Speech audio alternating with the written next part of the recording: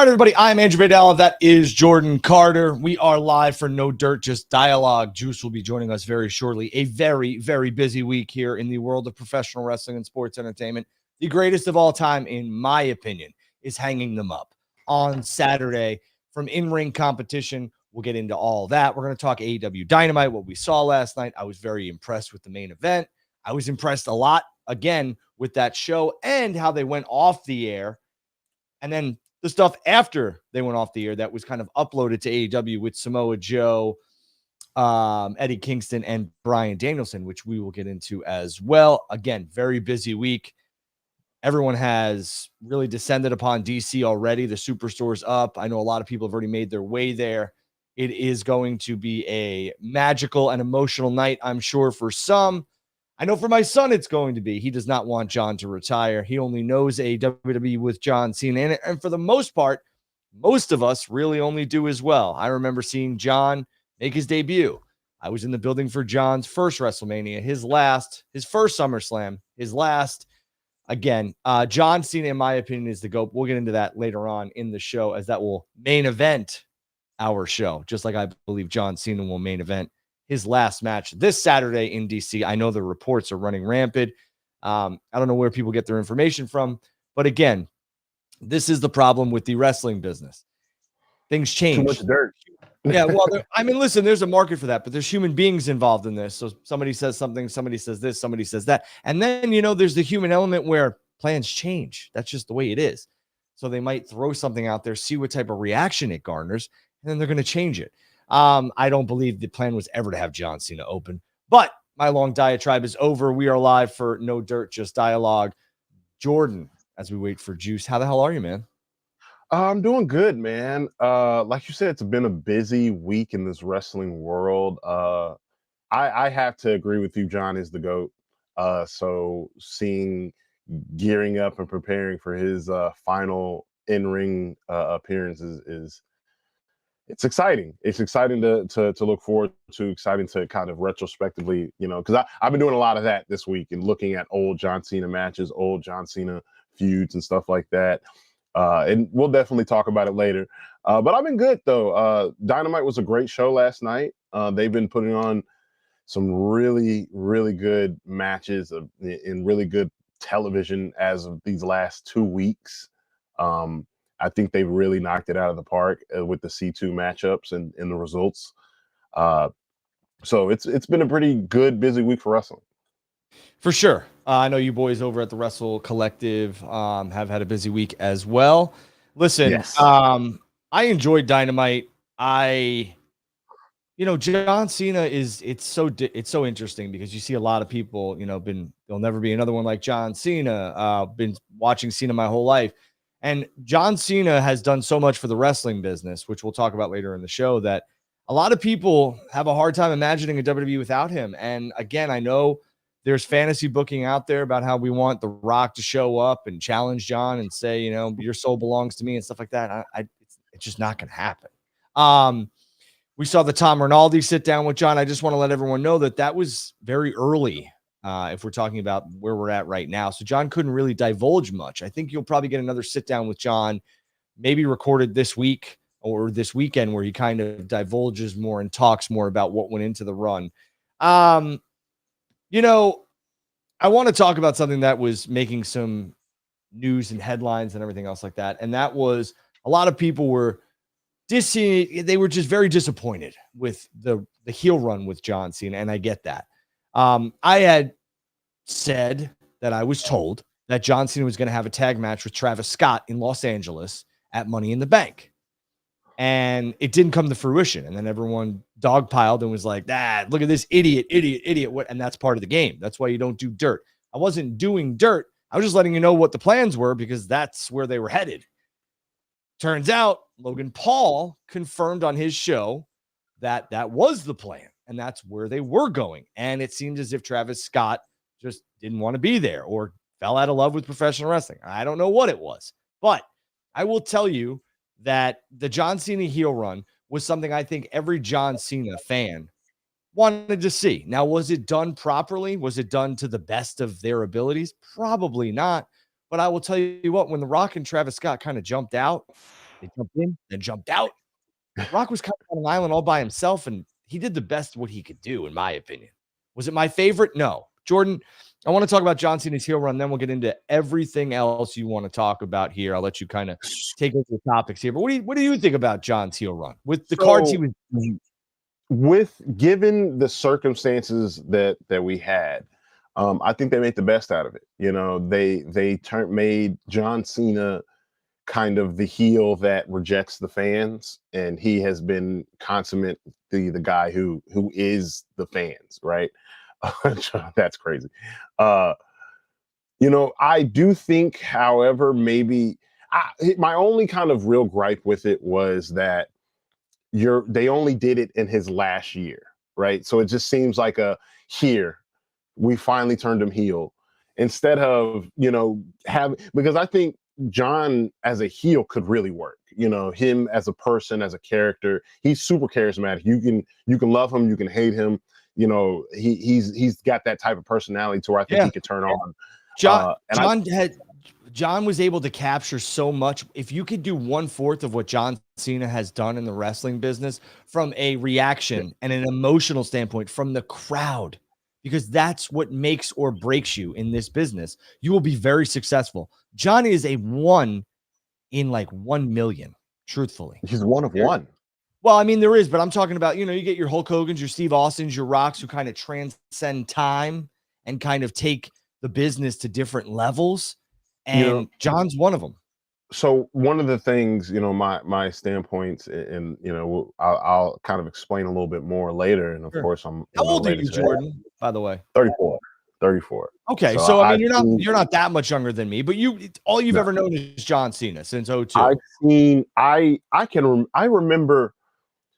People think that his debut was that Kurt Angle, you know, interaction. I remember it was a few weeks and stuff like that before. I remember seeing this guy. I'm like, who is this guy in this generic gear with this terrible haircut, you know, but he looks good. Like, you know, frame wise, he looked good. And then of course we got the ruthless aggression and one of the things about John, you kind of hint on, and one of the points that I'm really going to be is John was one of the few that was bigger than the business. I think John, I think John made the business bigger too. Like that's the big thing that a lot of people they just don't put 2 and 2 together. Like without John Cena, I WWE's not in a position to think because people forget WWE's at. People forget because my brother and I, it's funny, we were talking about this last night as, you know, he was just helping me get some, you know, ideas going. Mm-hmm. There was a time when John Cena was on top, the wrestling business as a whole and the product was really kind of stale. Oh, terrible. Right? And he was driving the force. He kept moving tickets, kept moving merch, you know, kept those fans that first saw him when the wrestling product was terrible are now older. Yeah. You know, and still John Cena fans. Yeah, and John, I mean, the only reason why people bought pay-per-view, I shouldn't say the only, but I would say a majority factor. The only reason why people bought pay-per-views, bought tickets to these shows that were headlined by people who are not even in the wrestling business anymore right now was because of John Cena, truthfully. So 100%. John Cena held it together. John Cena, Batista, Adam Copeland, Edge, to name a few, CM Punk. But I mean, at the end of the day, John Cena was that anchor. Yeah, absolutely. He was really that anchor. He was the one, you know, with the catchphrase. He was the one like that when in a time where wrestling needed a Hulk Hogan, you know, they found it in John Cena. And what I mean by that is got an iconic t-shirt, has an iconic catchphrase, has an iconic moveset, you know, like I mean, there's 4 different things in his entrance that he does that are iconic. I mean, people just all iconic. Yeah, people don't put 2 and 2 together. The how's it going, Stu? Let's go to work. Then he waits for the music to hit, and then he throws his trademark hustle, loyalty, and respect. Then he throws the hat. I mean, there's a lot. But I'm gonna bring Juice in here as well. Give me 1 second, Jordan. Juice, good to see you. We're kind of talking about John Cena. And obviously he's going to be the main event topic. There it is of the show. You know that the shop in DC has that album sealed, signed by John Cena for $650. So I mean, the signed sealed doesn't really make any sense because the plastic. So I guess John signed the sealed top of it, so you can never open it. Well, that's what I'm saying. I'd rather open it, have him sign the paper inlay, and then reseal it. Seal it somehow. Yeah. Yeah. Well, anyways, again, the shop, they're gonna print money, but we were talking about John and his heel run. We're gonna get into everything else. We're gonna save John for the main event, and John will main event Saturday night's main event. That's just my opinion. We'll find out very shortly. But I was talking to Jordan about the heel run and how everyone jumped down WWE and John's throat and how it wasn't good and everything else like that. I think the moment John turned heel was a fantastic, holy shit moment. And then there was so much to it. Travis Scott, The Rock, Travis Scott, like I had stated, was going to have a match with John at Money in the Bank in Los Angeles, which has now come to the forefront thanks to Logan Paul. Thank you, Logan. And people said I was wrong, I was stupid, this and that, but whatever. It didn't happen. But I think they had a real opportunity to do some game-changing stuff with John as a heel. And I think John made chicken salad out of chicken shit. And this whole run, this final run, don't get me wrong, I think there could have been a lot more. I'll get into that at the end. I have a beef or a gripe, I should say, with Triple H on one thing and one thing only, which we will get into. And this is coming from I was a Triple H fan in elementary school, high school, and college. Okay. Big Evolution guy, big DX guy, Triple H, Shawn Michaels, Bret Hart. They're my guys. But I have a gripe. But Juice, what did you think of John Cena's heel run and how quickly we just turned? Because it just seemed as if Travis was out, Rock was out. He was left on an island. And that's the thing. I will admit that it did fall flat due to those other circumstances. However, the moment itself was incredible, and I'll still stand by however everything else played out. I think the heel turn happening at WrestleMania, I'll do anything I can to win that 17th title, would have been even somehow bigger of a moment. And I think would have actually canceled out any of the negativity that would have had after that, no matter what happened. If it happened at WrestleMania, that's their big moment, They had to do the heel turn, in my opinion, because John goes away and they never even tried it. It's a missed opportunity. So they did with something that was unpredictable. I can remember there are some things that happen in wrestling that are burned into your brain, whether you're at home or whether you're into the building. And for me, I was with my buddies. We had just finished football. And I said, hey, come on over. Let's have some drinks and we'll watch the end of Elimination Chamber. And I told Jennifer, my wife, I said, keep Jackson up. She's like, okay. Lo and behold, I had no idea that Cody was going to curse at The Rock and say what he said. And I had no idea that John was going to turn heel, but I knew there was going to be some sort of moment. Okay. So I said, keep him up. So we got home and you could just remember. I remember looking around and seeing people's faces who hadn't watched wrestling in a couple of years be like, what? John just turned heel? John Cena. Yeah. And again, I think the intent was good, but it was the execution after that. And again, you had to do it. And I was at WrestleMania, okay? John won the championship. I was sitting on the stage and I looked around the building. People were going nuts, absolutely nuts. And he was this shit grinning heel. I mean, it was just ridiculous. So they had to do it. I don't hate the heel run. There's some things I hate about this entire run. John wanted to do 200 dates, which is crazy. God bless him. But I think WWE could have capitalized more on that. Let me ask you guys, what if you got the pin, the perfect world here, obviously, what would make the heel turn better in your opinion? Having The Rock and Travis Scott show up. Otherwise, John could have turned heel without those two boys. Having one of them show up would have at least saved the initial angle, because the angle didn't just happen with Cena. It happened with the other two guys. If one of them at least shows up, there's some sort of continuity. When they don't show up, it's all gone. Yeah. And The Rock, I mean, listen, big Rock fan, right? Growing up as well with him. I was at the Garden when he debuted in 1996. Blue Chipper. Yeah. Why doesn't John Cena and The Rock have some sort of interaction at WrestleMania? I don't care if it's a pre-tape in the backstage, something. There was just nothing. It just felt like Rock was like, I own you. You're going to turn heel and I'm going to go home, because I want to see how you guys handle WrestleMania without me. And it's just like, I would have liked, at the very least, like you said, maybe a phone call like, hey, this is The Rock, a pre-taped something, because especially with The Rock, because when you break down how important Rock was to Cena's career. Yeah. So him turning heel with The Rock and those just interactions, those pre-tapes could have been gold.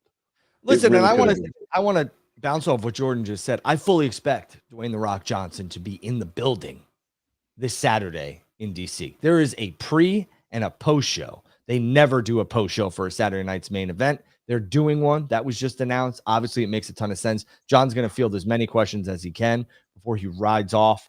He'll be back WrestleMania, Las Vegas, absolutely in a non-working capacity. I just want to state that.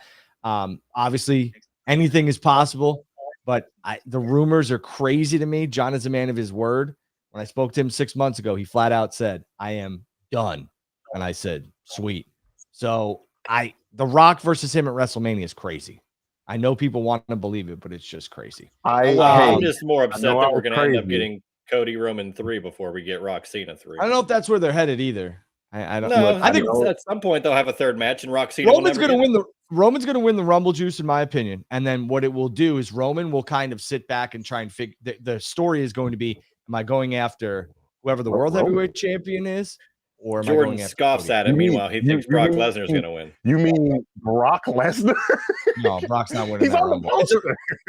Well, yeah, of course. A lot of people are on the poster. It's a good place to have Brock Lesnar win it because that crowd won't throw paper and beer and soda at him. I'm telling you. But I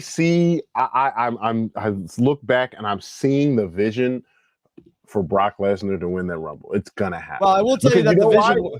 Yeah, because Brock and CM Punk has never happened. Yes, it has. Yes, it has. Not SummerSlam 2013. Yeah. Oh yeah, they did. Oh, that was a bad match though. All right. It was an incredible match. It was a no DQ match. Go rewatch. Exactly. Go get Peacock. Come on. Who cashed in with Triple H? Was that the Brock match? No, it was Randy Orton cashed in after Bryan won. Yeah, there you go. That was that one. Yeah. All right, let's get back on track here. Let's talk about some things that happen in the world of professional wrestling and sports entertainment. I'm going to bounce off topics between you two. I'm going to let Jordan control the first couple, and then we'll go over to Juice.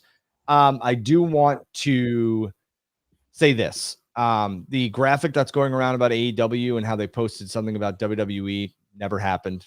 It's AI is crazy. AI. And I also want to just reiterate that John Cena is not slated to open his retirement final show. Currently, if you want to take this with a grain of salt, go for it. It is Obafemi and Cody Rhodes, which makes a lot of sense. Makes a lot of sense. Yeah. But I mean, we can only go off what we're told by people that are quite reputable, and that's what we've seen. And I will tell you this: yes, there are going to be a ton of appearances and interactions. Taker Styles is on the bill already. He's in a tag match. Fully expect Kurt Angle to be there. I fully expect a Batista appearance if everything works. If not a video package, and I fully expect The Rock to be there as well. Go ahead. Do you think there will be a the locker room coming out standing ovation type of deal? Probably. Yeah, I think so.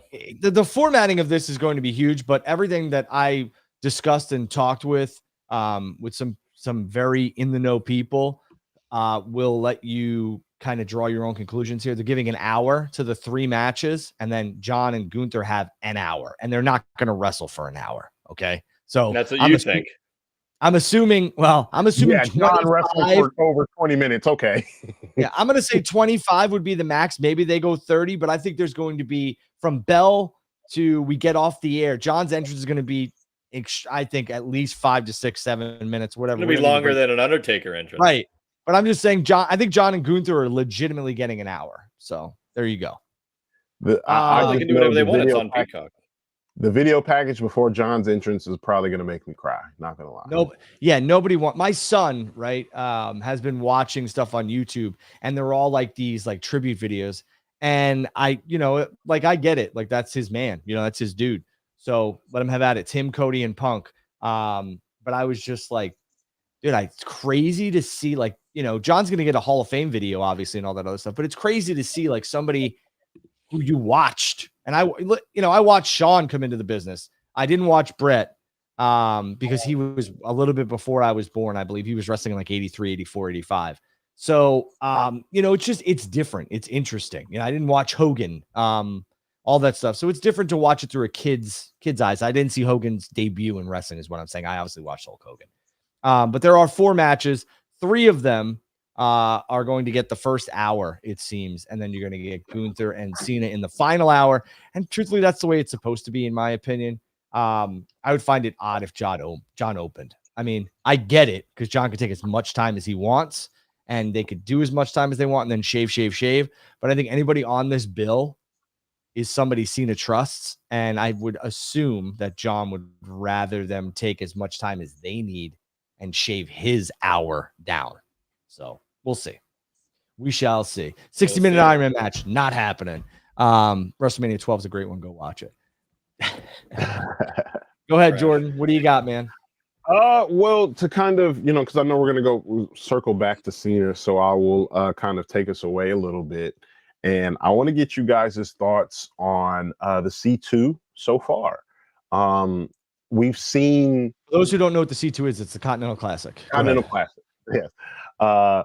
We've seen two kind of upsets, I guess you can call them, recently. One of which being last night's Speedball Mike Bailey and the Protostar Kyle Fletcher in possibly in a contender for match of the year. I don't care what anybody. That was so fun to watch. There was great wrestling on Dynamite last night. No doubt about that. No doubt about it. But yeah, what I would like to, when it comes to booking these round robin tournaments, I would like to see how you guys feel about it. Seeing that we're more into it. How do you guys feel about the upsets? Obviously, I don't think it hurts Kyle or Okada when they lost and things like that. But or not Okada. Who was it that got the other upset? Okada, Okada did lose one match. Yeah, it was Okada. So yeah, how do you guys feel about the upsets and the tournament shaping up thus far? So wins and losses have never meant a ton for me in professional wrestling. It's about how the crowd's reacting to the match, to their promos, to this. Obviously, if you're going to be a champion, you got to stockpile some wins. So I get it. And if you're going to win a tournament, you got to stockpile some wins too. I like the Continental Classic. I always have. I hate the prize. I think it's a ticking time bomb. I've been over this. The Okada thing's interesting to me because they talked about it here and there, but I mean the announce team, and that's obviously a directive from Tony Khan and Mike Mansouri and whomever else is hammering that Okada is the greatest tournament wrestler of all time, which is smart because that is leading you to believe that he might take an L in the finals of the Continental Classic if he gets there. That's just my opinion. I think this whole thing, if Okada wins, I'm okay with that too, because then he's cemented as the greatest tournament wrestler of all time. But if he loses, they've already planted into your brains, the fans' brains, everybody else's that, the greatest tournament wrestler of all time has now lost. And they've built Takeshita very much on New Japan side as the greatest tournament wrestler or the new greatest tournament wrestler of all time. Juice? Well, and that, I kind of want to piggyback off of you saying that they keep referencing greatest tournament wrestler. They said that last year because he's won 4 G1s. So it's, he's always I feel like they're emphasizing the hell out of it right now. Well, because he's the guy who won it last year. So that just makes sense to me. It's not that they are saying it out of nowhere. I'm saying there is a lot of depth behind it. But Juice, he'll probably go and lose to Takeshita in the final. I agree with you. Well, the reason I say that though, Juice, and because you've worked in this business, you understand the ins and outs. Don't you think that that's done on purpose? There's a meaning behind it. You don't hammer something. Yes, but what I'm saying is it's no different than last year when they did it. And you could have thought that Okada was on the fringe of if he lost it, he's not the greatest tournament wrestler. But, he'd won 4 G1s. Last year, he wins the Continental Classic. So they're going to hammer that again because he's now 5 tournaments as champion. And it's it's teetering on, especially with Don Callis family having another guy that could dethrone him. So yes, there's elevated sense, but I'm just mentioning that they had referenced it before. I think the reason why they keep hammering it home is kind of like what Andrew's saying is when that eventual loss in the tournament happens, it's going to Takeshita, and we're assuming it's going to be Takeshita, will be a made man. As if he's already not. He's literally New Japan champion. But that will I think what Tony's doing is serving 2 masters here and helping Takeshita get over in Japan. Because if you aren't aware, Takeshita is not necessarily not over in Japan, but they're not the happiest that he's the champion because it's a gaijin, so to speak, an outsider, champion. And so I don't I think they have a think choice, Jordan. I mean, that their profitability is their not good. roster is slim pickings. So I think Tony is helping Takeshita get over in Japan by having him go over Japan's John Cena. I'd like to see Takeshita have that IWGP championship around his waist in these tournaments and everything else like that. Like, I really would. I'd like to have him walk around with it in the finals if he gets there, et cetera, et cetera. Like, I know a lot of people are sitting back saying, I want Okada and Takeshita at Wrestle Kingdom. Okada's booked. It's not happening. It's not happening.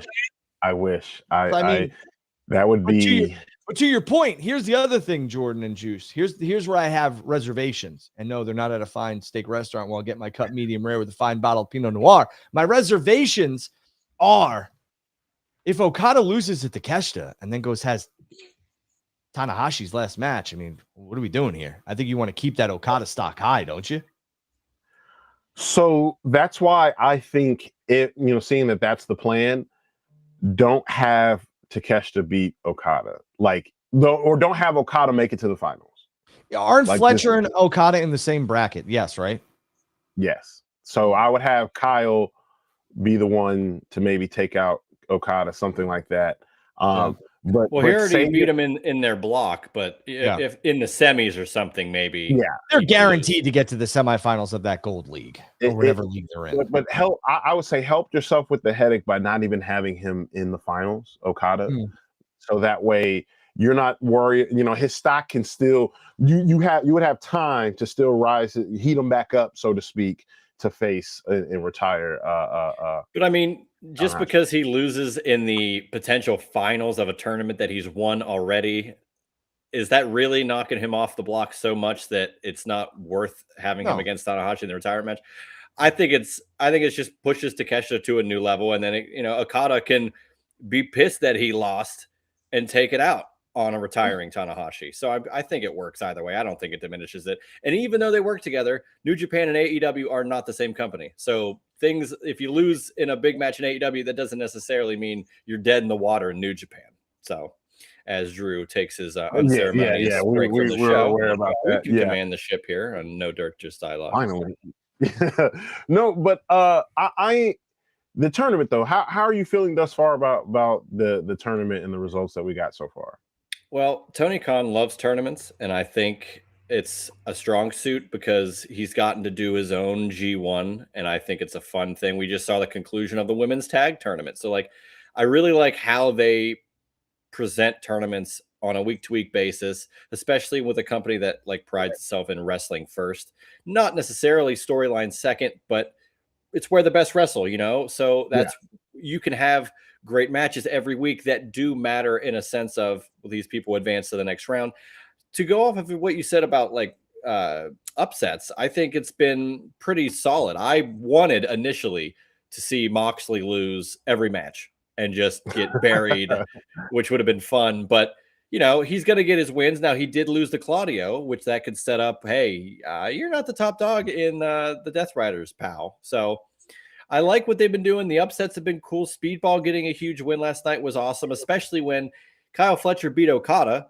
Speedball beat Kyle Fletcher. So it's where do these guys rank in this? I like the transitive Kevin properties Knight beating Darby Allin. That was an upset too. Right. And the parody of it, it's very NFL where everybody's 9-8. Everybody's got a shot at the finals here. So besides Shaq Perry.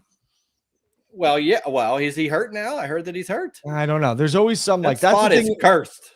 That's the thing with the C2 that's always a problem with me. There's a couple. One is obviously the belt. I believe the championship is a ticking time bomb. There's also always one lame duck on both leagues. And I'm not calling Jack a lame duck. It just seems like somebody's there to take L's because you have to. Well, it wasn't supposed to be him though, Drew. It was supposed to be Darby. So who would have been the lame duck then? I don't know. Very interesting point. Because I would have said Dorada, maybe. And the first time I believe that when this whole thing was introduced and I was in the building for the championship match, I thought it was awesome that Eddie lost his first, I think it was first 2 matches and then won the final 3 and then won the whole bitch. I was like, I love this tournament. Good idea. And I just hated the fact that we made it for a championship every single time. But again, a lot of people, again, with the Okada and Tanahashi thing, and then the Okada and Takeshita thing, the championship involved and stuff like that, like, will we care? Because if he loses, that being Okada, will we care? Or if Takeshita doesn't win, will we care about Takeshita's title defense coming up probably at Wrestle Kingdom? It's the same thing that everyone's talking about with Mercedes. Truthfully, people are like, I don't really care that Mercedes is dropping championships now. And it's because Okada has been so dominant in these things. You really got to be careful how you book this. You really do. I would just have Okada win the son of a bitch again. I would. And then I would change the whole format of it. I know you want to make Takeshita. He's already a made man, essentially, in New Japan. He's not a made man here in AEW, and this would be the passing of the torch and the making of Takeshita. I get it, and I'm a huge Takeshita fan. But at this point, I have Okada win the whole thing, and then we change the way the winner of this tournament, the prize of it. You have to, in my opinion. You have to. Keep it on Okada, retire the championship. Mention it on the next media call, Drew. Hey, I got an idea. That's the funny thing too about like people being like, oh, like he can't critique AEW or WWE to the full extent because he's going to lose his media pass. Do you think I give a crap whether or not they pull a lanyard that allows me access to a midnight or 1 a.m. post show? I don't. I don't. I'm going to say it the way I say it. You can barely hang out till 12 a.m. as is, let alone. I know. I'm ready for Dash Juice. I was ready for bed every night at 11 o'clock in Dallas. I was like, come on, let's wrap this up. Let's get the hell out of here. So, I mean, if I like something, I like it. I happen to like what AEW does right now. Last night was a great show, but saw Swerve, no pun intended, with the Babes of Wrath. I thought that was awesome. But again, I was gonna transition to that. How do you feel about the we have a winner of the first ever women's tag tournament for the women's tag team titles, and it was the Babes of Wrath going over the Timeless Love Bombs. Now, I've been on here for the past 2 weeks saying that I thought that the Timeless Love Bombs were a shoo-in. That I even joked that Toni Storm had a clause in her contract that she needs a title. I was wrong. I mean, at Wrestle Dream, I thought that was the time and the place, and that was the tag team, and I was wrong as well. It was nice to see that. Now, I hope this isn't something where they did it as a 2-week placeholder and we get a rematch at World's End, and then it goes to Toni Storm and Mina Shirakawa, because at that point, I'm sitting back like, what? We should have just done it from the jump. Yeah. Just do it from the jump. I get the shock and awe, and I get the unpredictability, but at sometimes, and I've said this before, predictable isn't bad if it's done right. It's not. No. Juice, what did you think about the Babes of Wrath going over? I mean, I was one of the very few that thought they were going to win, because everybody thought the built-in story with Tony and Mina, but they don't need the titles to continue that story. And there's plenty of other teams to be involved in the future tag team division for the women. So, well, looks like it's just me. No dirt, just juice. All right. Well, yeah, in regards to the women's tag titles, I felt that just the Babes of Wrath never really maybe got the respect isn't necessarily the word I would use, but we got one guy back. All right. There we go. Yeah, I don't know what happened. I was on an island there, man. I was like, all right, I'll talk to myself. The island of juice. That's right. But no, the Babes of Wrath, I was just saying, like, I don't think they necessarily got disrespected in no one thinking they were going to win, but I also don't think it's a swerve to have them win. I think that there was Harley Cameron's second ever match was against Willow Nightingale back in 2022. So I think it's a really cool vehicle to have them go this whole time. They progressed throughout, and Harley's worked real hard. She's gotten like the funny gigs where she's doing the, like the puppets and stuff, but now she's a serious tag team competitor. I do want to comment on one of these quotes, if you put it up there, that I think they put up that Jet Speed was the pin eaters. Well, that really worked last night. because Yeah. Speedball won against Kyle Fletcher, so I don't know how many Yeah, pins he's they eaten both against have him. So they both got good wins. So, Well, and I think that's That's done right. by design, right? You get a big upset. Fletcher doesn't need the win. He's already got 2. He's at 6. That's the Okada's thing. at 6. So I mean, you can win and lose in this tournament and not fall off because Right. it's a tournament style. and a lot of people don't sit back and talk about like, hey, I beat you. Like I don't. That's the thing with AEW at times, especially in this tournament, right? Speedball, jet speed. They like if you get a big victory over a guy like Okada or Fletcher or whatever, they should talk about that. Build that into a storyline after the C2. Use it. Yes. I beat you before, brother. I beat you. And I think they will, especially in regards to titles. If any of these guys hold a title after the fact and they got beat by, Speedball or whoever, hey, I beat you in the tournament. I think I deserve a shot. And if 2 of those guys defeated him in the tournament and that person ends up winning a title, all right, we both think we deserve it. 1-on-1, winner gets the title shot. Like there's a lot of vehicles to come out of the tournament that I think help, hopefully help them go from the end of December all the way to March without a pay-per-view. You got a lot of time to fill there. The eventual rematch between Kyle Fletcher and Speedball, it can be just a throwaway match on Dynamite. But because they had this C2 match, it's going to mean that much more.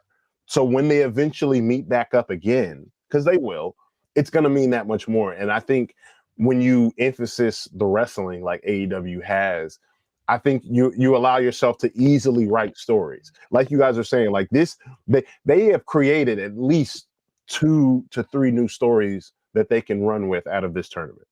With Darby being hurt. So, okay, cool. Darby's going to come back. He has a gripe. He's like, well, I never really got my shot in the tournament. I was hurt. Let me earn these points back. So that's a story right there. Kevin Knight and Speedball, there's a potential story for them to say, well, I want to go on a singles run.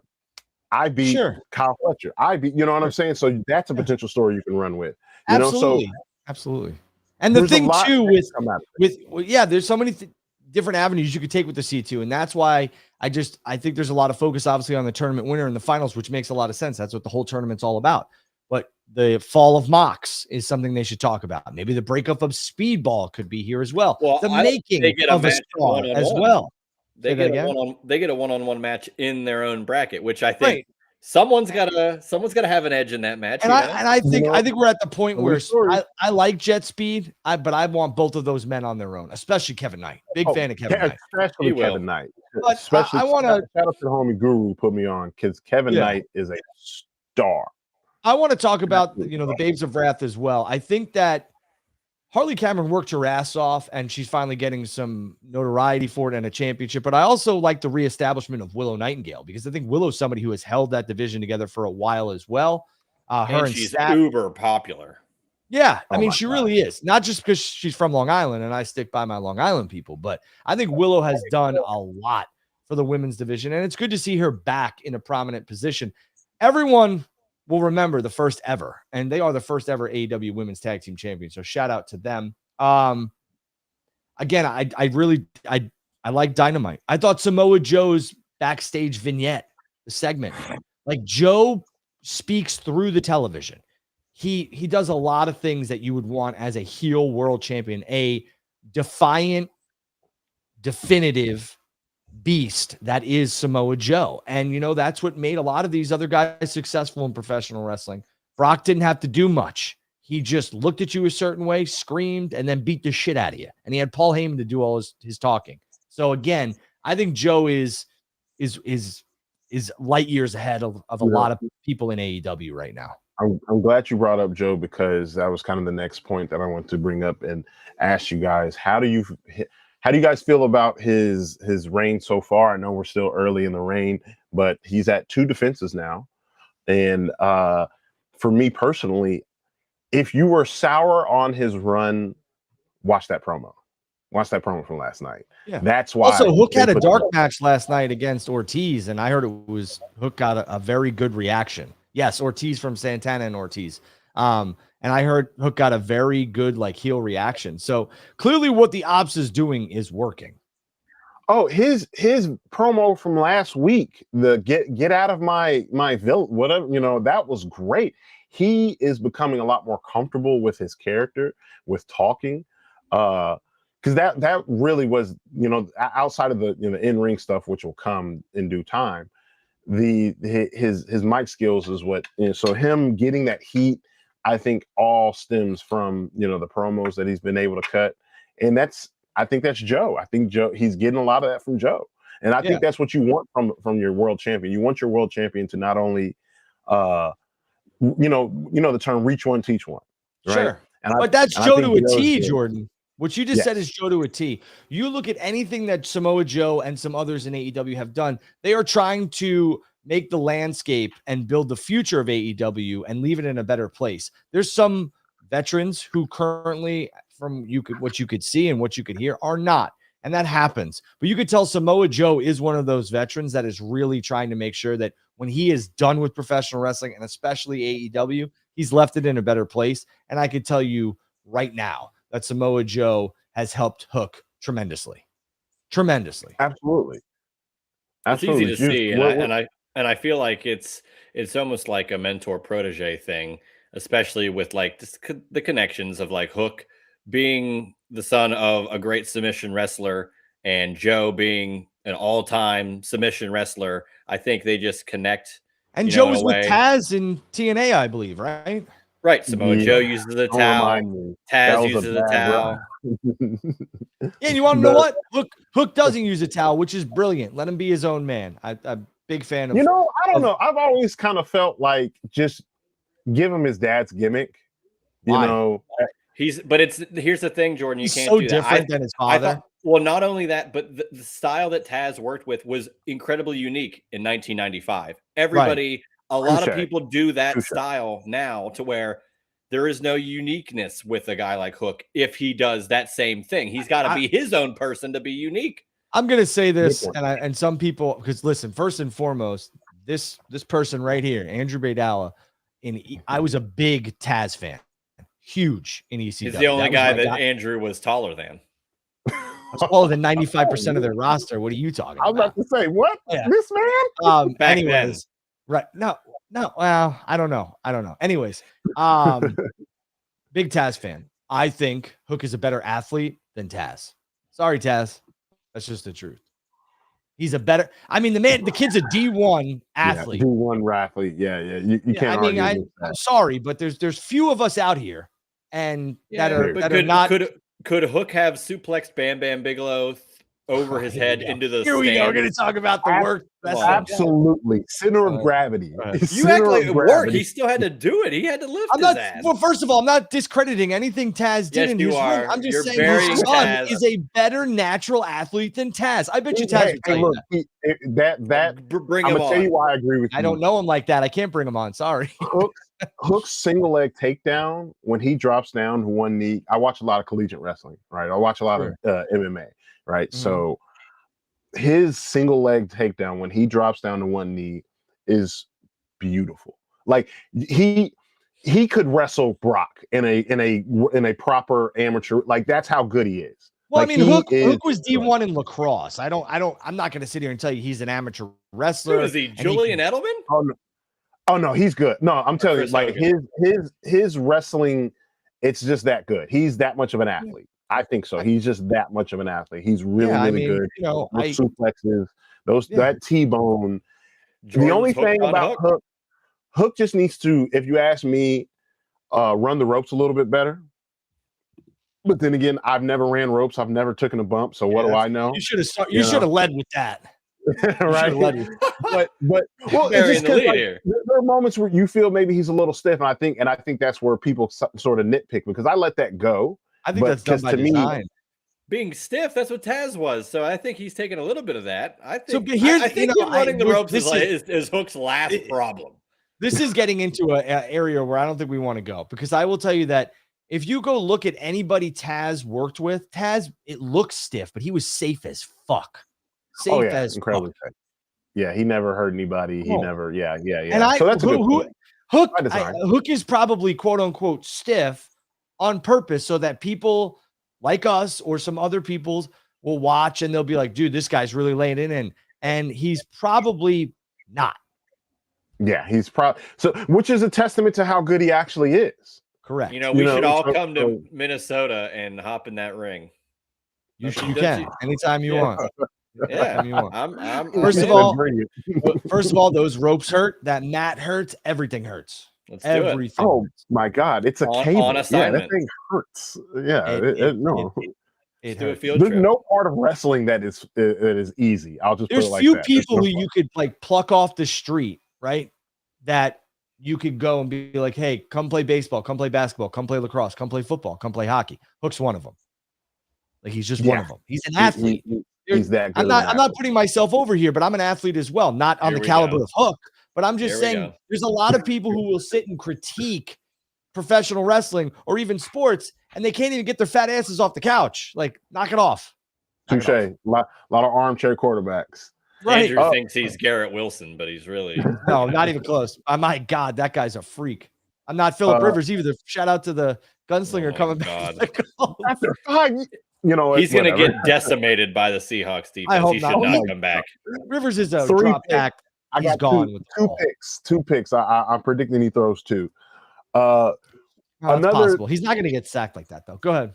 Another thing from last night that I wanted to bring up and talk about was we had the long-awaited formation of the Desperados, or whatever you want to call them, of Swerve and Hangman coming together. Before you get into that, Jordan, did you see something different with Mox and the Death Riders in that backstage segment? Because I kind of did.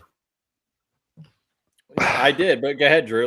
Let's hear what you have to say. It just seemed like they were listening to what Mox had to say, but they were kind of like, when someone's talking and you're like, yeah, okay. Every time I talk to you, you hear me, but you're not listening. Yeah, and right? Every time I talk to Andrew. Yeah, just hurry up, get to the point. Let's get okay. You got your shit, and then all of a sudden you saw Garcia stood up, and I was like, "Uh-oh," It's all because Mox lost to Claudio in the C2. It's so, and nobody has beaten Mox in the Death Riders ever. Not Danielson. Nobody was able to topple Mox. Not when they were the British Combat Club, or whatever the fuck it was. Whatever it was, nobody beat Mox. But yeah, huge fan. Yeah, big fan. Cesaro, Claudio beat Mox. Interesting. I'll say this, right? I think the Goodfellas, we're one step closer to Mox being a made man, because Claudio is now the CMLL World Champion. Unfortunately, it's a cool story. That's funny. Yeah, for the sake of picks. Claudio is now the CMLL Heavyweight Champion, right? He just cut a great promo on Gran Guerrero the other day. The AEW put that out. So he's going to be back in CMLL. And I think they are sort of positioning Claudio to be the next, they keep saying Dictator Claudio, right? As the next leader, as the Death Riders. I think what they're doing with camera angles in these Death Rider promos, because it's not the only one where they've had the remainder of the Death Riders have had this sort of reaction to Mox. And so one thing I want to point out with AEW is they do great work with cinematography as far as camera angles and lighting and seeing. So you see what the actual focus was, because in that, like you greatly pointed out, the actual focus of that promo was the reaction of everybody else, not what Mox was actually saying. And so I think that we're one step closer to Mox being a made man. Yeah, and I think that's a story they should tell in the C2, right? You kind of got the groundwork for it. Like, let's hammer it home and let's be done with it. To your Swerve, yeah, your Swerve to your Hangman thing too. Like, I don't mind it. We saw that coming. They want to go after the tag team titles. We could see that happen too. I don't know if that's the route they're going to take. FTR. Shout out to Stoke, because he's 100% right with the camera. That's the biggest drug on the planet for a lot of you. But what are we doing with Swerve and Hanger? Are they going to focus on the ops, or are we going to go after the tag titles? Like, what are we doing? I am confused, and I want to let Juice hop in on this one, because I am confused on what they're doing as a pairing, because I don't know if this is a one-off or they are actually going to be a pairing. Well, like we've been bringing up, there's a lot of time between now and the next pay-per-view after World's End. So you got to think there's got to be maybe some sort of diversion necessarily for some other talent to get in and do some things they might not normally do when the pay-per-view schedule is every month they got a show. So in this AEW's version of the two-man power trip, Swerve and Hangman, they get to kind of, do a little side quest, whether it's the ops or, I'm not saying they're going to add. Because the internet calls these two AEW's Rock and Austin, and Tony's seen it, and he's like, all right, well, let's put them together. You think that's what this is? You mean me, because that's what I've been putting out there? Then sure. Okay, so we'll transition to you. Do you think that's why these two are together, or is it because they don't want to put Swerve and Hangman in the main event scene against Joe just yet, because we all know MJF's on his way? I think MJF's on his way. Ospreay's figured into the plans in the middle of next year to be in this title scene again. They're putting Kenny Omega with the Young Bucks. So like you're seeing where pieces are falling into place. And yeah, I think MJF is the next man up. However that pans out, we shall see. But I like this. It's just like with the tag division for the women, seeing Tony and Mina and all these other women get involved in the tag tournament. They can do all these other things. You still got Chris, you got Monet, you have plenty of other players to do the bidding for the singles runs. And, Hangman and Swerve will get back there, So. Yeah, for sure. And for those just joining us, we will talk about John Cena. He's going to main event our show, and we will get to that at the end. But go ahead, Juice. No, that was pretty much all I was going to say about that. Jordan, what are your thoughts on Hangman and Swerve? I mean, do you think this is just a little diversion, or do you think there's actually like a title run? Do you think they could add a third person and grab the trios titles? So that's what I was going to say. So because they could very possibly find a third and go after the trios titles, and this would be a kind of nice opportunity. We've said it before, to make the trios titles matter, Sure. It would be a nice opportunity. Now, the thing is, I don't know who that third would be. Canonically, it would probably be Will Ospreay, but I don't think that's going to be the case. It's almost too top heavy because they got to lose the title. You can't have these guys just not a part of everything. Just to be the trios champions. So the only other person that I could possibly think of, this is me speculating, fantasy booking, putting my hat on. It's not going to happen, but Keith Lee, right? I think that would make the most apropos sense of, the ops keep beating down, Swerve and Hangman, right? It's always 3 on 2. Swerve, hey, I got to make a phone call. Brings back, we dust off Keith Lee. Now, I highly doubt that'll happen, right? 90% sure that'll never happen. Right. But as far as those two as a pairing, you have to kind of be careful, because Swerve is leaning towards a heel turn, right? And right before you even say anything else, I have a feeling that Swerve and Hangman at this point are more tweeners than ever could be labeled one or the other, because the fans are going to love Swerve. It's the same thing with like Randy Orton. Randy Orton could be a heel again, but until he punts Cody, no one will buy it. No one will boo him. So Swerve is going to be cheered by everybody, unless he'd have to, even if he kills Hangman, it's like their worst enemies anyway. It wouldn't be Hangman that he kills. It would be Prince Nana. True. It would be Prince Nana, because the reason I say that, look at his music. It's the only one. Yeah, you're right. His music is very heelish. You know what I'm saying? And so my thinking is that they maybe do try for the tag titles, but they lose. Swerve blames everybody. Swerve then blames everybody around him, going ultra heel.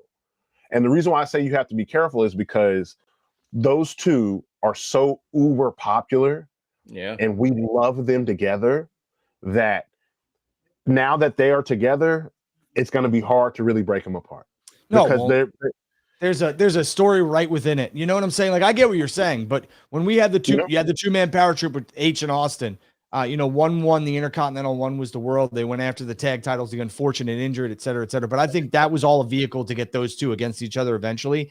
And don't forget, Swerve and Hangman, I know they quote unquote finished their business, but I mean, we had somebody burn down somebody's house. So, I mean, they're never fully done. Right? They're never done. No. They're never done. And maybe this is Austin Rock. I think it's a crazy comparison, but maybe it is. Maybe it's AEW. I just looked it up, and I'd said that in April. I said that this is Hangman and Swerve, this generation's Rock Austin for just a different generation. Really are, though. When you think about it, there's a logjam in the world title picture, though. There's going to be a logjam. It's not apples to apples. I don't want that to be misconstrued. I'm not.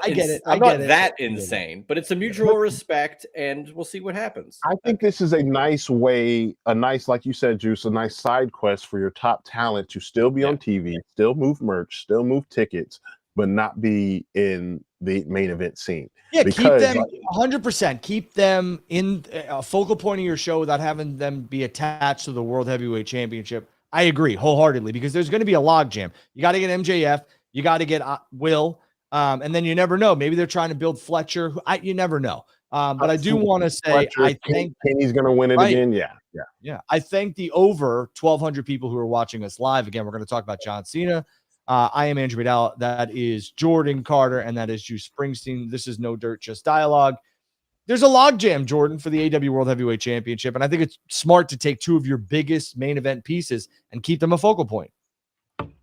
It's absolutely smart because, again, if you look at last night, they were kind of the focal point of the show. You know, people were so excited, so ready to see them as a team, and they work. You could tell outside of, the ring personally, and I know this for a fact too, that those two guys are very good friends. They're really cool. And that chemistry shows, in their matches against each other, and it shows in their matches with each other. Because what they did last night was very fun. It was very, very fun. I think it would serve them to chase after the titles, but not win them, because FTR needs a good lengthy run. But I think it would also help FTR to defend against them, because FTR needs some defenses right now. They've been holding on to them. They need some defenses, especially seeing that we kind of all know CNC are coming back. They're on their way back. We know that. So I would like to see FTR get some credible, I hate saying that, credible wins, because every win is credible when it's predetermined. I would like to see them get some good wins, good defenses before they face CNC. Well, I think the CNC match is probably going to happen at Revolution. I don't think it happens at World's End because we're a few short weeks away from that. And I can see the return happening. Yeah, I can see the return happening at World's End. I don't think they'll cost them the title. I just think FTR will win, and then we'll have a beatdown or a re-debut of CNC. Yeah, maybe with some new music. Who knows? But again, no, you know something. You dropped a little new music. We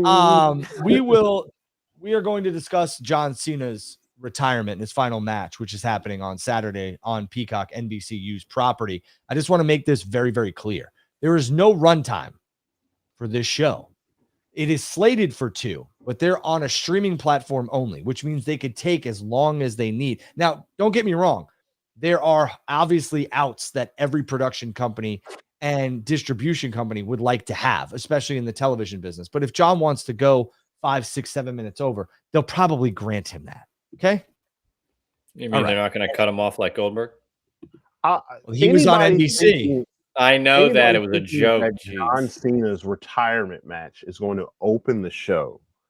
You're absolutely crazy. Listen, anything's possible. It's not like completely off the wall, but like I said, when I checked in today, I said, hey, I got a lot of stuff going on Saturday. Is John going to actually open?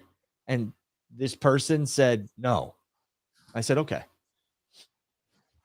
Yeah, no, there's no way he's going to open. But, I mean, this person is not Triple H and John Cena, so it could change. I mean, anything's possible. Card always subject to change. Yeah. Juice, what do you want to talk about? Jordan, do you have anything else? No, I'm ready to talk some Cena stuff, man. Yeah, I'm honestly ready to roll with the Saturday night's main event. I mean, we got 4 matches. It's a tight, concise card, and I think the matches that are not the Cena match are pretty damn good choices. So I'm looking forward to the entirety of the show. Can we just talk about the idea, Juice? You talked about that. Pretty damn good matches. Can we talk about the idea? I want to bounce this off to both of you. I am very, very happy that John's idea of this exhibition came to fruition. It's almost like an all-star game. And I think John was smart because John's trying to prop up the future of WWE. And he's giving Obafemi and Sol Ruka and what's the tag match? It's Styles and Javon Evans and Leon yeah, Slater. there you go. Evans and Slater, two great talents. I believe they're both champions right now. So again, another fantastic match. And I just like the format. This was a great idea because at the end of the day, is John going to give you a 5-star classic? Who gives a shit about those anyway? No. But these other matches are going to absolutely be what I guess everyone's calling must-sees and real grabs or whatever the hell it is. And John's going to tell you a beautiful story. He really is. So what did you guys think of this format? I'm happy we're not getting just a run-of-the-mill with Cody defending the championship against Drew McIntyre and Punk defending the championship against your sister's mother. I mean, that's, we're happy with this, right? I'm happy with how the card and whatnot, everything has turned out. I like that John. One thing about retirements in wrestling is rarely do they get to call their shot. And I really like how John has been able to call his shot here. It's obvious, like Andrew said, that he wants to prop up the younger talent. And choosing Gunther, because I personally believe he chose Gunther. I think that's one, it's a testament to who John is as a character and as a person. Well, his later stage of his character, I'll say his later stage. He didn't really do a lot of, putting people over in the early stage. I think John already made someone before he got to his final match, and that's Dom Mysterio. So I think the plan was, how can I really put 2, 3, 4, 5 people on the map on my way out? And realistically, John landed on Dom, and I'm sure WWE landed on Gunther. That's the way I look at it. And you guys, you brought up how it's the Sol Rukas and, Javon Evans, Leon Slater, Obafemi that Cena kind of gets the showcase for. But he's also putting over the current WWE champion, Cody Rhodes, the next guy to be that, perennial babyface of the company. Bayley, who's been revered for a long time in the women's roster. And AJ Styles, someone he literally said the other day in an interview, no disrespect to Shawn Michaels, he thinks AJ Styles is the greatest to ever do it. So in addition to the younger talent, quote unquote, Cena's giving the guys and girls that are at the top right now a spotlight to say, this is not just the future. This is the right now, and it's pretty damn good. And a side note, I love how John is showing respect and love to people outside of the company as well. Because he shouted out Claudio on multiple occasions. He has shouted out Claudio in this.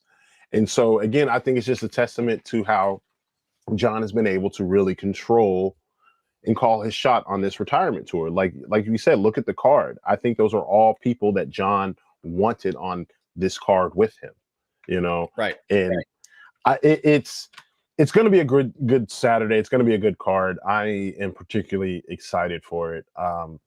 Probably the first time I've been excited for a PLE in a long time. It's not even a PLE. And it's not even a PLE, right? So I because again, for me, and this is something I would like to maybe get deep, a little bit deeper into. I think we've all had the luxury of seeing John Cena's entire career. Right? Yeah. Rarely does that kind of happen in the sense of like, you see someone's entire career as it was meant to be, right? We've seen like other people's careers end early, end prematurely. Yeah. We've seen John Cena's entire career as it's supposed to be. And I think right now that is kind of a blessing to have in wrestling. Like, how many guys have their last match without knowing it's their last match? So here's the thing I was going to say. I think John Cena is a student of the game. I think so, because he also shouted out Samoa Joe for Joe doing the salute in the SDF. But Cena's a student of the game. He also realizes, and without even saying it, I could tell you this is pretty much accurate, that everybody saw how the end of Undertaker's career went, where it should have been WrestleMania 33, putting over Roman. He put his gear in the ring, and that was supposed to be it. That should have been it. That should have been it. And unfortunately for this or that was not the case. And luckily, the Boneyard match was a blessing in disguise, and he kind of got to go out on a good note, even if it wasn't in ring. Cena seeing that And I think you're going to see this, like we brought up before, with the future of retirements, with your Jerichos, AJ Styles, what have you. These guys are going to say, hey, I'm very aware that my career is not going to last forever. And I'm at a pretty good, I can work pretty well still right now. So I'm going to close out while I can. Famously, Jerry Seinfeld said, go out on a high note. After season 9 of Seinfeld, he was offered almost $5 million per episode to do a season 10 and said, well, I'm what's the okay. famous word?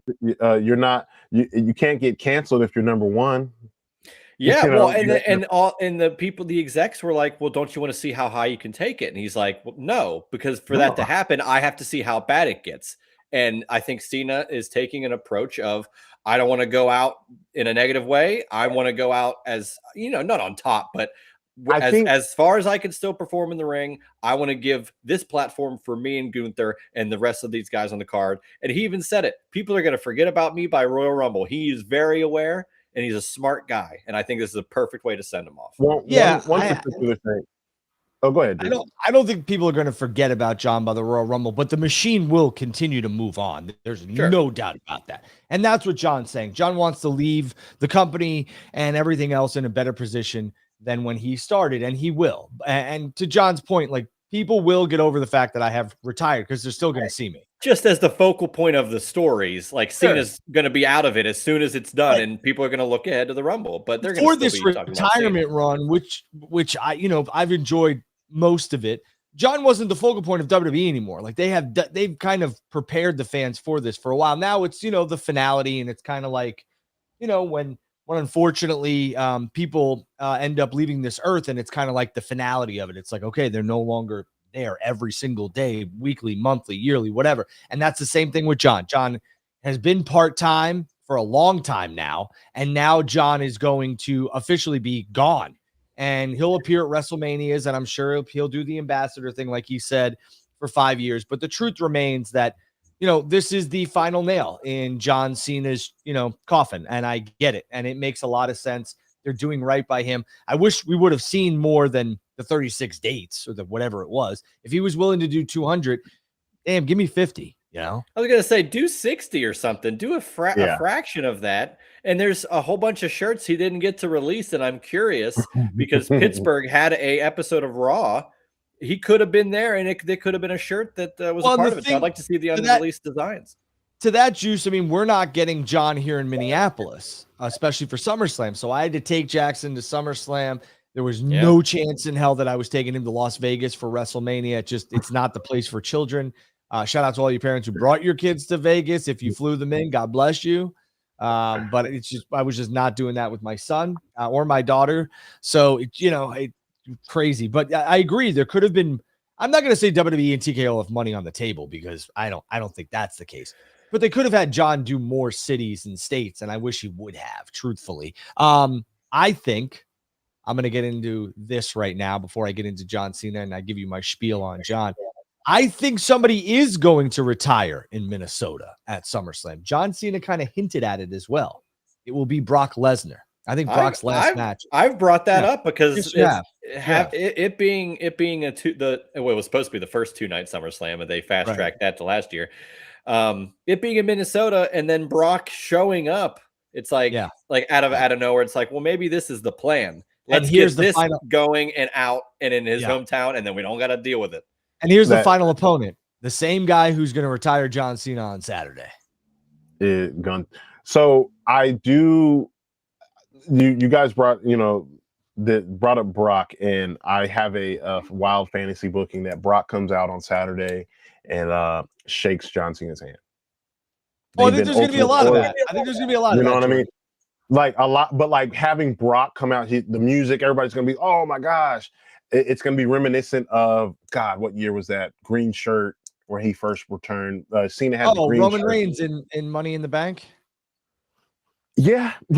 Something like, you're going to think I think it's that, very reminiscent of WrestleMania 40, Jordan, when you heard Taker's music, Rock's music, all that stuff. And it was just like Cena's music was pop after pop after pop. I think after John's match, Gunther might try and lay the boots into him or something. And then you'll get a Brock You'll get a Rock. You'll get a Brock.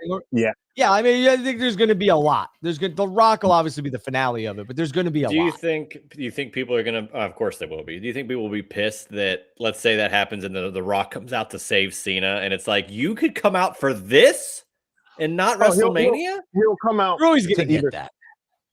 I mean, the Rock's Dwayne's gonna Dwayne. Okay. So, and then I said, John, you got to let me interfere in your final match. All right. I do want to ask quickly, while we kind of have a little bit of time, do you guys have a favorite John Cena match? I do. Go ahead, Drew. I have two of them. Okay. One, I was there for, and it was just the atmosphere was unbelievable. I know what this is. I know what this is going to be. Against RVD at One Night Stand 06. Yes, that's one of them. Correct, Juice. You know me very well. That atmosphere was something I had never seen in my life. Timothy Chalamet just said that was his favorite match. Did you also chant "F.U. Cena"? John's shirt came literally. Drew would have put it on. He wouldn't have thrown it back. He's too big of a mark. Threw it, and I said, "No, I'm not a mark. I'm just not a fucking moron." Whoa. I said to the guy who threw it, back. Come on. I said to the guy who threw it, I said, "You just threw away a piece of history," and he was like, "I don't give a shit." I was like, "Oh, you will." Oh yeah, you will. Because whoever has that shirt now, yeah. Oh my gosh. I was in the second row with my buddy. I was right behind the guy who spit in the shirt and flipped off Cena and threw it back. Wasn't that big dude? Now I'm gonna search. Yep. Now I'm gonna search. I have a backwards Met cap on. You could see me clear as day. But anyways, that's one of my favorite matches with John. And I'll say the other one, it's kind of like a tie. I really dig the Punk match at Money in the Bank, but I really, really, really like the JBL match. Judgment Day 05. That's mine. Yeah. That crimson mask that JBL had, that John Cena had, the blood on the limo, the AA through the limo. I mean, I hated JBL. I could not stand him. I was so rallying behind John Cena. And, you know what's crazy? Juice was right about Minneapolis. I was like, that match was at the Target Center? It was. Yeah, it was. Yeah. Because that match, that feud for me is what that's when I knew. I was like, oh no, John Cena is. Oh, everybody hated JBL. I remember when JBL bought Shawn Michaels, and I was just like, this guy sucks. That was 08. Yeah, I remember that angle. But I was in college, and I was just like, this guy sucks. I think that was the feud in the match that really kind of made John Cena.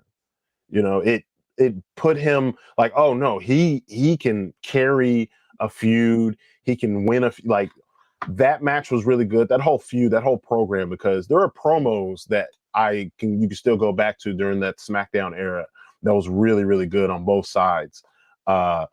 So I would say for me, that's my favorite John Cena match right there. It was JBL. I mean, I put out my 5 favorites the other day. I think my favorite of all time is, I just remember almost everything about it. I was in college, February 25th, 2013. Winner goes on to face The Rock, Punk versus Cena. Punk hits a pile driver. Cena hit a Hurricane Rana.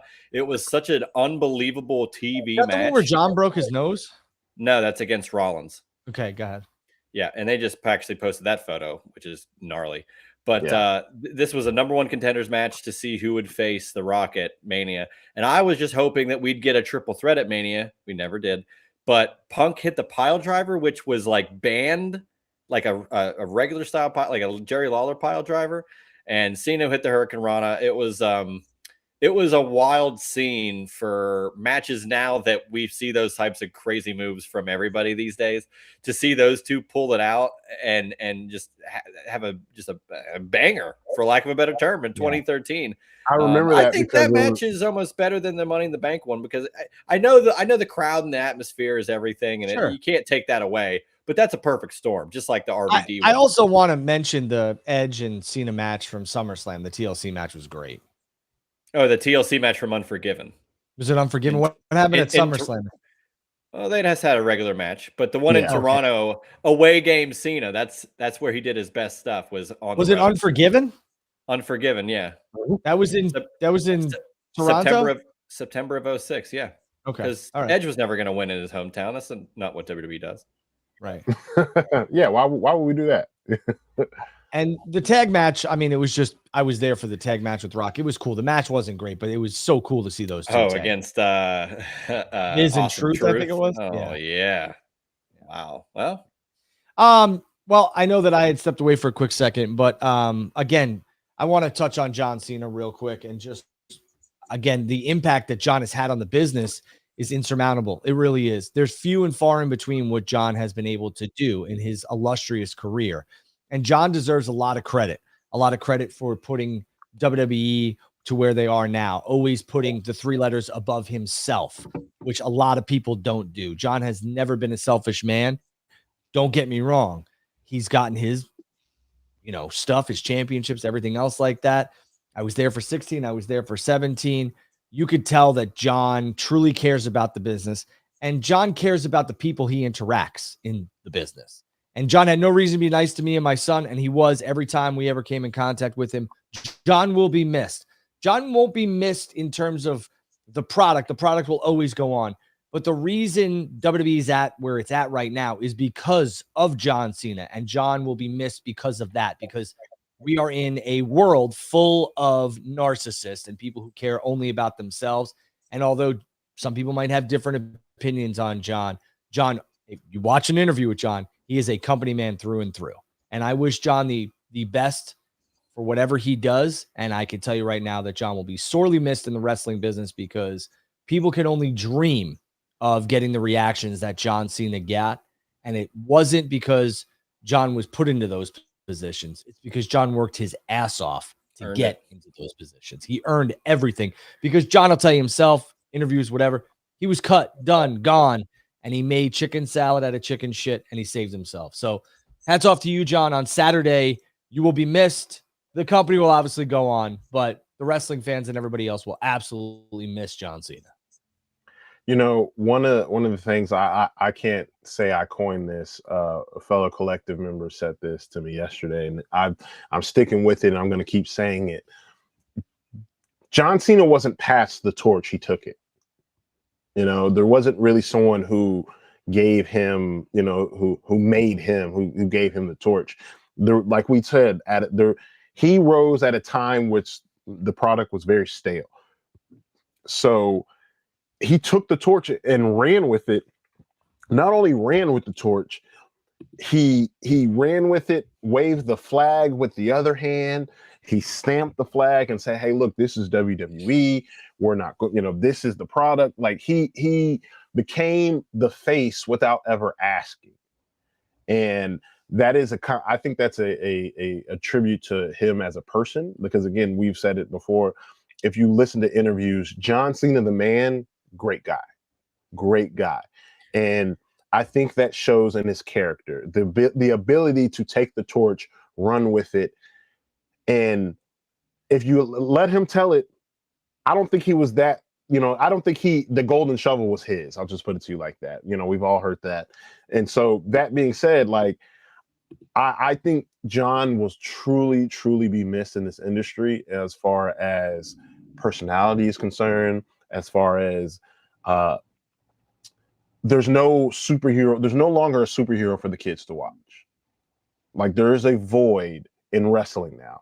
We had Hulk, we had, The Rock was kind of, for my generation, now Cena, there's no superhero, there's no kid, there's no, who's your son gonna watch now? You know what I mean? Cody. Like, there's no superhero. I mean, John, just like Rock passed the torch to John at MetLife, I think John passed the torch to Cody. And listen, at MetLife. Yeah, at MetLife. John has tried, like, in a world full of talent that does not try to get other talent over. I could name a bunch that John has tried on his more recent run here from, let's just say, 2019 all the way through 2025, that John has tried to put people over and put people in position. AJ Styles would not be where he's at if it wasn't for John Cena giving him those victories and having those matches. John is one of one.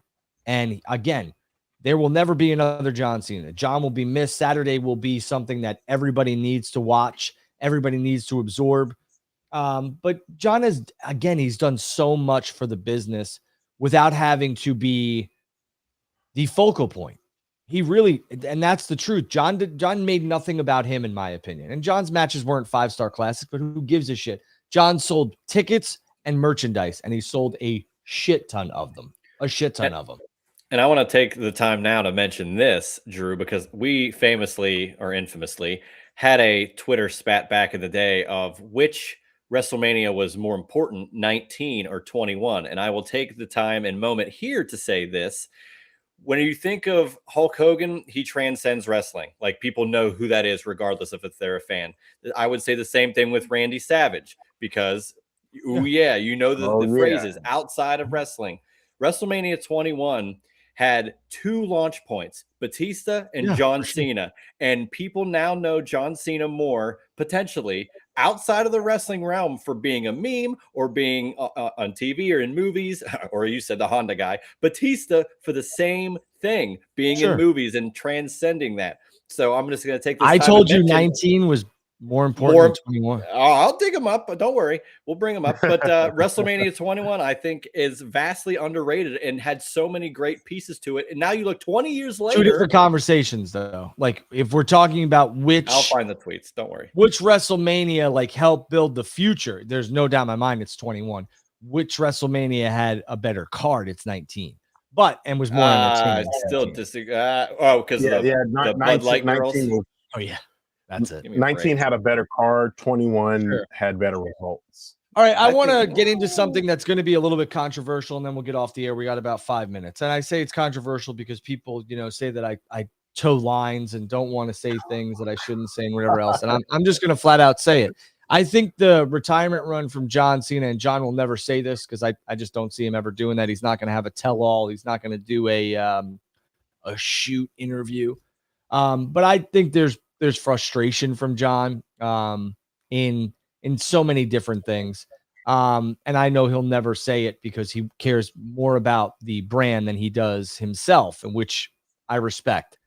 But I think there is some envy by the man who is maybe has the final say or is the majority of the booker here with this John Cena final run. I understand that, unfortunately, Triple H has come under some health and cannot have what John Cena is having. And I think doesn't matter who you are, that will eat away at you. But at the end of the day, I really think that the envy in this run was unfortunately shown, in my opinion. And I really wish that we did better by John in terms of the WWE and TKO. And John will never come out and say that. But I think that there is a little bit of, and again, Triple H will never say this, but I do believe there's some resentment because Triple H probably wanted this and then some, and he'll never get the opportunity, unfortunately. And that's nothing that he did wrong in terms of everything. His health just failed him, and that's part of the game. But for me, when you're in the position of power that you're in, you need to focus on the business and making the business better and not holding any sort of, I wish this was me and I wish I got this kind of thing. So that's just my thought pattern on it.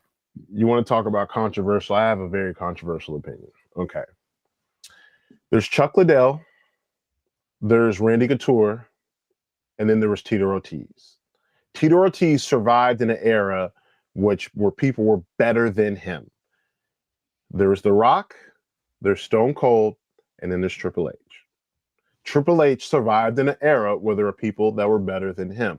So I think he will forever have a sort of resentment or envy when it comes to John, when it comes to The Rock, because he looks and sees, man, that should have been me. I should be the movie star. And also don't forget, like, Cena's relationship with Vince was very, very good, and that's Vince's son-in-law. And I truly believe, literal son-in-law. Yeah, I truly believe that Triple H wanted what John's getting and more, and he would have gotten it. There's no doubt in my mind. But at the end of the day, when you have the pen or pencil or whatever the hell you want to call it, and you're making these final decisions, you need to put all that aside because your business is done. And if you have the final say, like, we need John Cena to go out like John Cena. We needed this run to be immaculate. And it was everything besides that, in my opinion. Don't worry, Triple H will come out first on Saturday. Yeah, that's Now, the type if of he thing does, that'll too. be insane. That'll be like absolutely insane if he introduces him again. That'll be crazy. That'll be I absolutely. want Ladies and Triple H gentlemen, on John Cena. commentary. I want Triple H as the referee. I want him to take the referee's shirt off and turn on John Cena. I want it all on Triple H. The sledgehammer, the spit, and everything. Yeah. No, Saturday night's game event. Well, and the thing I with Saturday night is that it's slated for 5 hours. So, like, I'm Oh my telling you guys God. and girls, well, it's the pre-show, I know. the 2 hours, Pre-show, the right? The post-show. pre-show, the main show, and the post-show. So, if they bleed into the post-show, they have a 3-hour window, ladies and germs. And no, I don't see any more matches being added. This is the time to not overload a card and just keep it what you've done. Right. And Of all the give times. John. Right. Don't do it. Don't do it. And I, again, to Jordan and Juice's point, like the stuff in Boston, it left a really bad taste in my mouth that Triple H had to It's like 10 minutes. open the show before John. And I was just like, man. But go ahead. Go off, guys. I mean, like I said, if he does that again, I think that shows what Andrew was saying, that there is a little bit of envy. I am interested to think, because that brings up a good point, Juice. Do you think the kind of not going to Pittsburgh, not, hey, I want to do 200 dates, and them not doing that, do you think that's a little bit of Paul working his magic? I don't know what it is, because again, all of this could have been different. Like looking back at it, had The Rock and Travis Scott had the heel turn kept going a little bit. Like if everything panned out how they wanted, and even as I say that, he just referenced that it was supposed to be, just a viral moment. Like that comes off as unprepared. Like you just wanted it for the moment, but that's also fine. I have no problem with things being viral moments. But the best part about those is if they have a lasting impact by continuity and what else happens after the fact. Otherwise, it is just a moment and not moments and not months of it. And you're right, because more people remember the hug and the smile of John Cena's heel turn. They're making an Ultimate action figure with one of the 3 heads being the frowning head. Oh my God, that's hilarious. I didn't, that's more of a moment rather than the moment in, I was at Berlin with a kid, which that was a heel moment. That was a John Cena heel moment with that kid. John dissing a kid? What? He's really a heel now. And so I do think they have missed some of the better moments in this run. I'll put it like this. I hope it's not because of envy, because if it is because of envy, oh man, this CM Punk retirement tour is not going to be fun. I think you got a little bit before Punk is riding off into the sunset. You got Lesnar and Jericho probably coming up. That will probably AJ Styles as well. Yeah, that too. But I mean, again, I just listen. The Jericho retirement tour, like they'll book that very, very well, because at the end of the day, like we're talking, and this is not a knock on Chris Jericho, great guy, wrestler wise and everything else like that. Jericho and Cena are on 2 different levels. So we're, Triple H. So you think we'll get more of a Matt focused retirement tour? No, I just think that John, I think that there's a lot of envy from Triple H to John, because John was the man. And he was like the guy, the poster boy. He was everything that Triple H was. He was the man in a time where Triple H's stock was falling. You remember Triple H with the spinner belt and how much people hated it? Or, I mean, the direct, like, Triple H had the Reign of Terror in 2004, and the next year they end it. Batista takes over, Cena takes over. Sure. Triple H is a part of things, and they reinvent DX a couple times, but like nothing was ever the same with Triple H while these other guys are ascending. Right. I'm gonna say this. A lot of people don't like Vince McMahon because of what has come out and everything else, and rightfully so. Really bad. Seems like really bad human being. I don't know everything to be true, but from what you can gather, it just doesn't seem like behind the scenes and manipulation and everything else like that, especially with women, just not a good human being. But I will say this. I never think positively about putting a person who used to be a main eventer or a top guy in a position of booking power. Vince was successful in what he did because Vince never cared about getting himself or his legacy or anything else on television. He cared about Aside from WWE. winning the WWE title Well, he and had. winning the I Royal mean, Rumble. listen, that was a time where Austin, and that was the culture to go say I F you know. to your boss and everything else like that. He was smart. And I mean, that character was made out of the screw job by accident. That wasn't planned. Unless you talk to Scott Hall, who thought it Right. was all a work. But what I'm saying is like Triple H booking wise, because he's sat where he's sat, he's been where he's been, he's done what he's done. There's always this like, I want to make this guy bigger than me? And what about my legacy? And it's like, I can't, I don't think that's the way to go about it. I think Triple H knows that Cena's bigger than him, though. It's almost like you're not going to get 200 dates. You'll get what we tell you you're going to get. We know you're the big guy. Like, I don't think Triple H is. Could you imagine though if Cena did 70, 80 dates? Like they would call it the greatest retirement run of all time. Because now he would have wanted to do. I thought he would have wanted to do house shows because Cena loves that atmosphere. They are doing them. They were doing holiday. They do them during they do them during Christmas and they do them sporadically in the summer. But imagine if you branded the whole year of you could do house shows based on the John Cena tour. Bro, John took a direct shot at Triple H and their business model without being like it was a stupid fucking idea. John was like, they're not a wrestling company, which they're not. I've said that for years. They're a content company. They are. For decades, WWE has been a content company. And what I will say is that John should have worked 75, 80 dates if he wanted to, because that would have been the greatest retirement run of all time, because he probably would have hit every place that he possibly could have hit. What TKO and Endeavor did was give 36 dates of the most prominent dates in the most prominent city, besides a couple here and there, so that they can make their bucks. It's not stupid. It's smart. But at the end of the day, John wanted to give back to the three people sitting here and the millions who have supported him and his journey throughout his 25 years or 23 years in WWE. That's the difference. And again, I stand by what I said. I think that Triple H will always want to protect his legacy before allowing anything else to become something more. And why do you think Gunther is in the position he's in? Great wrestler, good dude, fantastic talent, but that's a Triple H created talent. 100%.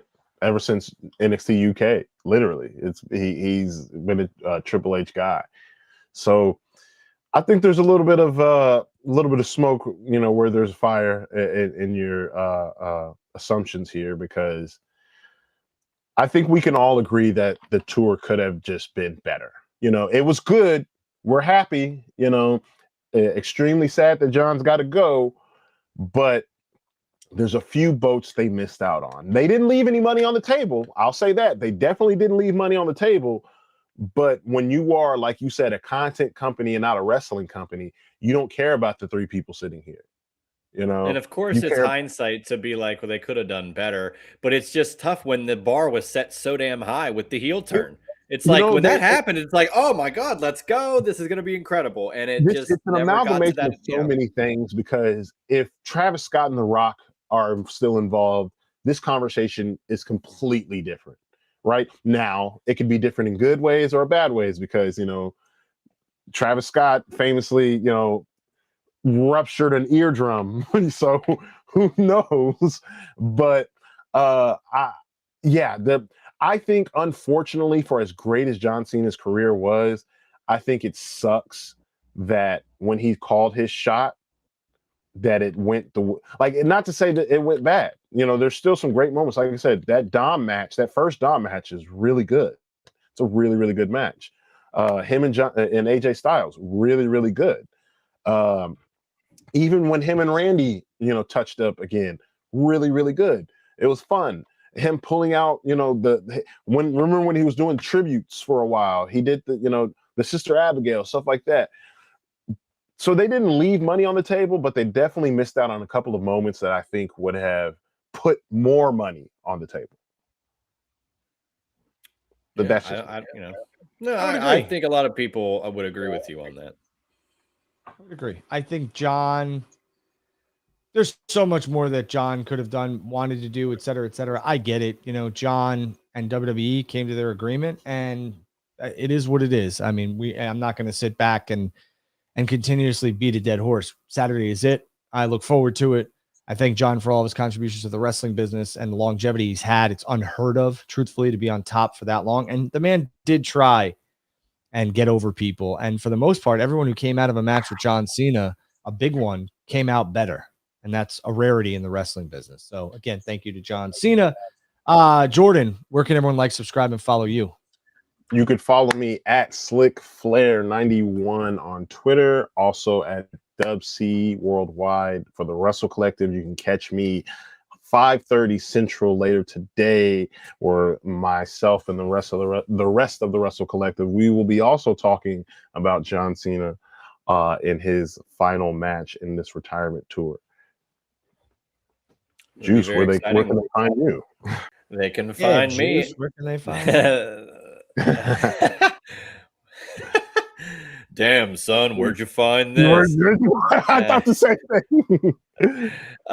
They can find me at Juicy Steen on Twitter. You can argue with me about WCW or the current product. We will be doing the Juice Box Saturday night's main event predictions, airing tomorrow, recording in about an hour and change. Myself and fellow friend of the show, Josh Eisenberg, will be talking the ins and outs of John Cena's final match. And Jordan, we never get invited. We never get invited to the Juice Box.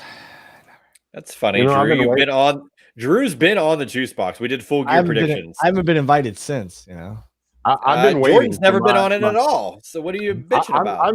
I don't want to ask, I don't want to I've got a laundry list of people that I want to get on, but I only do one show a week, and I'm swamped at work in the shoot world. So come on. I barely made it to this show. That's a shoot. That's a shoot. True. That's true. All right, everybody. I'm at Andrew Baydala. Make sure you like, subscribe, and follow Final Bell Media. Follow myself, follow Jordan, follow Juice. Hit that notifications, that little bell, so that when we go live, you will know that we are live and you'll never miss a show. I will be back next Thursday. And then after that, we might take a little hiatus due to the Festivus activities. That's for Festivus for the rest of us. There you go. There you go, Jordan. But we'll be back. We'll be talking things. We'll overanalyze John Cena's retirement match and the whole event and everything else like that. That'll be a nice show to kind of end the year on before we take a little break, is recapping arguably the biggest show of the year. And then I think we will do something for World's End before that pay-per-view hits the air. Maybe we'll do a preview show or something like that. But I want to thank everybody for joining us. This was our most viewed show currently ever. We have over 1,500 people watching us live, so thank you very much for that. I look forward to the growth. Again, make sure you like, subscribe, and follow. I'll be on Twitter for the foreseeable future. I'm not going anywhere. So with these two guys. So we look forward to entertaining you as only we can. Let's give shout outs here to Watch Dev. Who else do we have here?